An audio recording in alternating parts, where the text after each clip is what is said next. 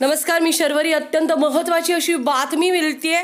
आज भाजपाचे सिटिंग खासदार संजय पाटील यांनी अर्ज भरलेला आहे.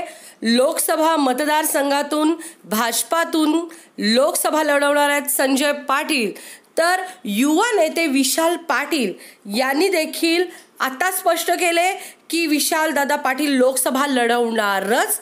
प्रतिनिधींनी या ठिकाणी उमेदवारी अर्ज लवकरच ते दाखल करणार आहेत आणि प्रतिनिधींनी या ठिकाणाहून त्यांचा अर्ज नेलेला आहे अशी बातमी खात्रीलायक हाती वृत्त मिळते. विशाल पाटील यांच्या प्रतिनिधींनी अर्ज नेलेला आहे आणि विशाल पाटील अखेर लोकसभा लढवणारच असं स्पष्ट होतं. एकूण खासदार संजय पाटील यांना ही निवडणूक इतकीशी सोपी नाही याचाच प्रत्यय येतोय की विशाल पाटलांच्या प्रतिनिधींनी अर्ज घेऊन गेलेले आहेत आणि लवकरच तो अर्ज भरणार आहेत अशी खात्रीलायक वृत्त सूत्रांकडून समजते. गोपीचंद पडळकर हे सुद्धा अशाच पद्धतीनं निवडणूक लढवणार आहेत.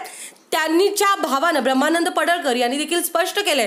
म्हणजे एकूणच ही रंगत तिचा जागरनं पहिला स्पष्ट केलेली आहे की विशाल पाटील, गोपीचंद पडळकर आणि संजय पाटील यांच्याच खुमासदारपणे सांगली लोकसभा मतदारसंघाची रंगत आपल्याला पाहायला मिळणार आहे. Bureau report.